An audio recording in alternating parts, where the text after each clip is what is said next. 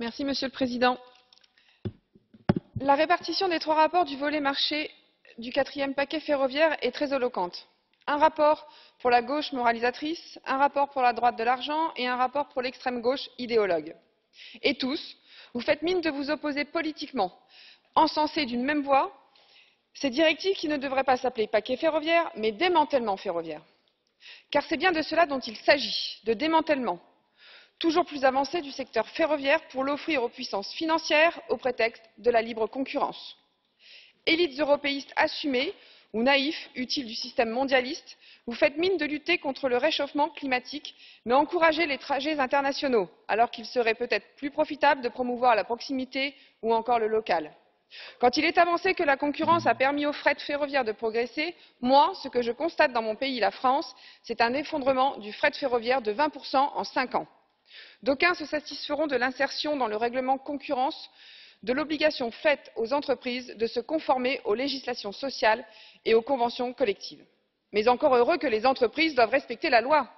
Coucher sur le papier une telle ineptie est la preuve qu'elle a pour seul but l'affichage politique qui permettra à certains d'entre vous de dire à leurs électeurs mais nous avons érigé des protections sociales, quand vous savez d'expérience que ces pseudo protections resteront purement théoriques.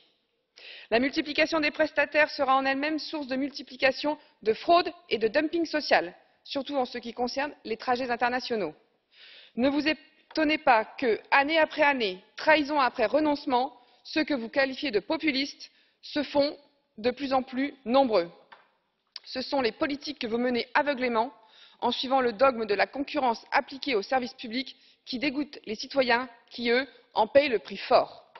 Vous n'écoutez pas les peuples qui n'en peuvent plus de vos politiques plutocratiques.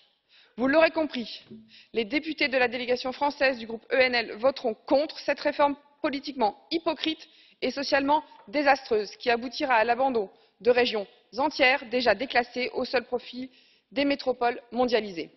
Marie-Christine Arnautu, membre de la commission des transports, a déposé des amendements de rejet pour ces 3 rapports, assortis d'un appel au vote nominal.